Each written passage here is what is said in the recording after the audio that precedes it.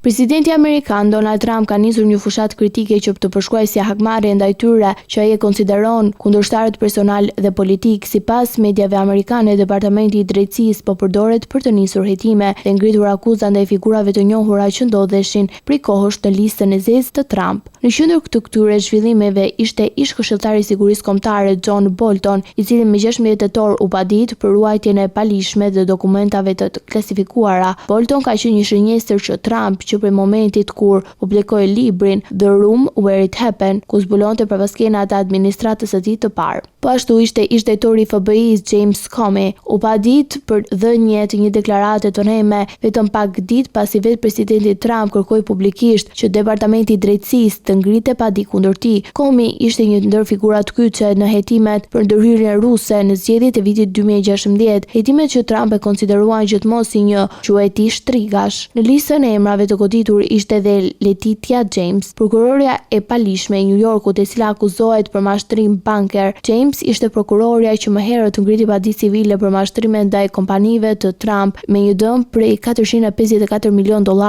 duke e bërë atë një nga kundërshtarët më të ashprat në arenën ligjore. Ndërkohë, guvernatoria e rezervës federale Lisa Cook është vënë në shënjestër pas deklaratave të Trump në muajin gusht, ku ai paralajmëroi shkatrimin e saj, një veprim që nuk ka precedent në historinë e 112 vjeçare të institucionit. Trump pretendon se Cook ka penguar uljen e normave të interesit, ndërsa zëvendësja e saj do të jepte kontroll më të madh të emëruar nga ai në bord. Në fokus të hetimeve ndodhet edhe Jack Smith, prokurora speciale e të drejtave, hetimet ndaj Trump për ngjarjet e 6 janarit 2021. Smith tashmë po heton nga zyra e Këshillit Special për shkeljen e mundshme të aktit Hatch, që ndalon zyrtarët federal të marrin pjesë në aktivitetet politike gjatë ushtrimit të detyrës. Në fund të listës, ish presidenti Barack Obama është ndërruar sërish në një objekt akuzash. Trump e ka akuzuar Obamën për tradhti, duke pretenduar pa prova se ai udhëhoqi një komplot për të sabotuar fushatën e presidenciale në vitin 2016. Analistët politik në SBA paralajmërojnë se këto zhvillime shënojnë një kthes të fortë në administratën e re të Trump, ku drejtësia rrezikon të përdoret si armë politike kundër kundërshtarëve, duke përkeqësuar ndarjet e brendshme dhe duke vënë në pikpyetje pavarësinë institucionale të sistemit gjyqësor amerikan.